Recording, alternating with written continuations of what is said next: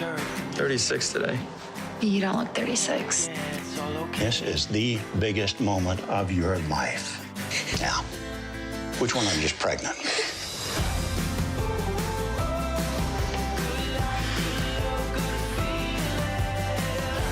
Tell me about the first read you did. Did you feel like a married couple? We have always spoken about what Jack and Rebecca are going through and making sure that we're honoring this couple who's going through a lot, experiencing a lot.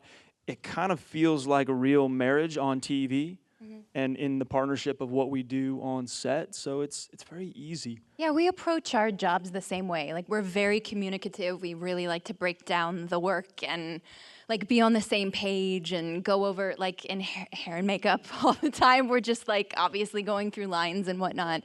But it was pretty seamless, like walking in for the chemistry read with Milo. I had gotten a heads up that Milo was the favorite, and there were a couple of girls and a couple of guys, and we were all sort of mixed and matched and reading with one another, but I had heard through the grapevine that Milo was like the guy to beat. And so I went in and read with him, and he was the only guy that I read with, and I was like, I hope this is a good sign, but it was immediately so comfortable. And it was also undeniable. Like, I mean, I'm in there, and like Mandy said, there were a couple guys and girls, and when Mandy walked in, and it was just a beautiful performance. I don't like sleeping far away from you. No more drinking. You can't just stop. I can't. For you, I can't. I will.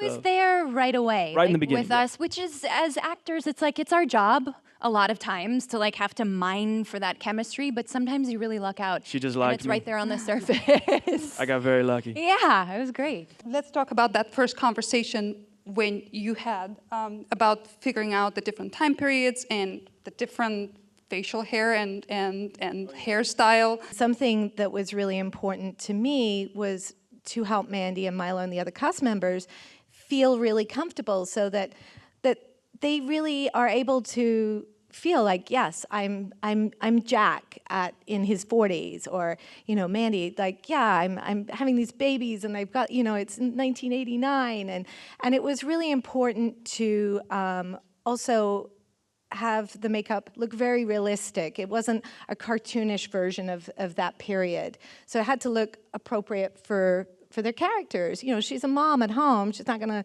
look like a beauty ad from the 1980s. So, we really had to translate that well in the makeup as well as we were doing it. And then as we moved forward in the age makeup process, we did lots and lots of testing. Poor Mandy. How long does it take to get that? It's about we've gotten it down to about a 3.5-hour process for hair and makeup. Michael Wrights, our hairdresser, does an amazing job with all the wigs that Mandy wears and hair pieces for Milo, and we try to make it fun. Mandy has the most appliances. She wears 12 appliances on her face, very small prosthetics, and age are all over from her forehead, chest, and hands and legs if we see them. So it's quite extensive, and she's amazing. And it's a long removal process too, about an hour or so. With Milo, we referred to it as Beardgate. Yeah, beard or mustache. Yeah. We had a lot of dialogue with Dan, the creator, about how we were going to have this transition for Milo and have a different look for him in each period. And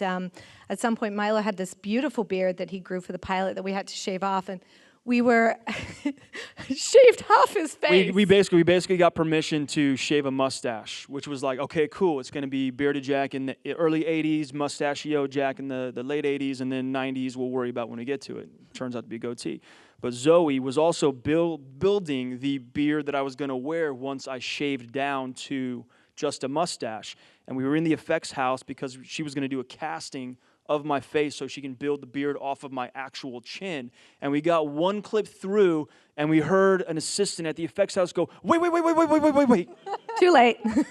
And literally it was just like one half through, and then it turned into like a bunch of nerves, and Dan Fogelman walking around the production office asking the female staff, like, hey, do you guys like Milo with a mustache? Or not? Yeah, Or is he he kept creepy? asking me. Yeah. I was like, he's totally sexy with just a mustache. It's great, Dan. And I It's kept great. reminding Dan, I said, your writing is so good and the stories are so good and people are going to love these characters so much.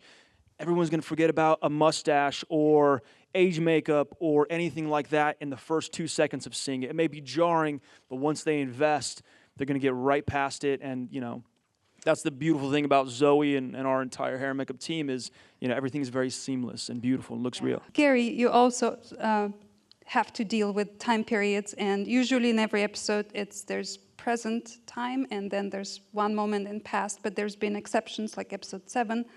There was present and also like 4 different times we saw Rebecca in Jack's house. How did you pull that off and how hard is it? So the art department would have to go in and turn over the house overnight. So we'd have to reschedule our crew and our lives to get the sets done when they were scheduled for. I mean, we'd literally be on set in Jack and Rebecca's kitchen in 1996, and the next time we're in it, it's a construction zone, and I've got to walk through it in the 80s, like the early 80s, before Jack and Rebecca even owned the house. It is remarkable. When he says there's a turnaround crew that's going in, they really are busting their asses, and it's to get it from even amazingly well done to complete decimation.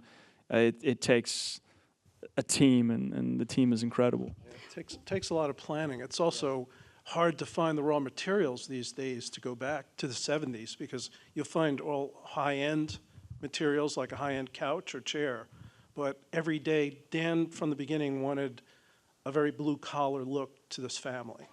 And in order to do that, we have to have everyday furnishings. And it's not very easy to go out there and find such furnishings. We're always scouring Craigslist and prop houses and where we can find a couch in halfway decent condition. What about filming here in sunny California and for East Coast? And we had Thanksgiving episodes and winter episodes. Thanksgiving and episode where all Christmas the grass episode. was green and the trees are Did you- green and, you know. Did you I'm digitally like- remove palm trees usually? Like what? Yeah, there's a small digital budget for removing the palm trees, but the grass is, that's not in our budget range. So, and we shot that scene up in Griffith Park, and there are paints. I've painted grass before. I've painted it green, I've painted it brown, but Griffith Park will not let you touch their grass. So we just had to live with it, and when that episode airs, I usually am at a bar somewhere. Bjorn, I don't know if people know, but you're a professional jazz musician. And why did you transition into editing? And tell me about how your background influences your work, and especially in episodes like Memphis, which was so music-driven. Yeah, especially Memphis was a lot of fun for me for being able to cut music and picture. That's a lot of fun. And there was a big sequence there where the band is playing, and that was like very meticulously shot and designed, so and cut to the music. Standing at the station, we don't know what to say.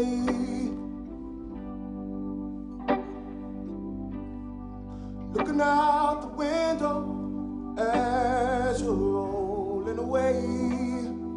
Having a background in jazz is it opens me to kind of listen to the other musicians, listen to the actors, listen to everybody who's contributing to the episode. So you're very finely in tune to what people want to communicate. We left you guys in a very dark place. Yeah. Anything you can tell us about what's next for Jack and Rebecca? Milo always knows more than anybody. He's sort of our de facto leader. Like, he's our, for all of the actors. So I always turn to Milo and I'm like, what do you know? Spill the beans. Actually, the best is I have a photo. I was telling Mandy tidbits of what I'd learned from Fogman over a dinner a couple days ago, and it was right as a photographer took a photo, and her face is priceless. No. I mean, what's to come? I think. So what happened before that phase? Can you tell? I mean, I think what's If you guys swear not to say anything. No. Right. No, I mean, there's a lot happening for all of the Pearsons. Jack and Rebecca, of course, need to get their marriage on track because it's crumbled and fractured. And I think some of the answers that people are looking for at least will be somewhat satisfied and satiated in the beginning of the next season, for sure. Man, I was just about to give away a whole bunch of stuff, but Mandy just saved me. TV wife saves me again.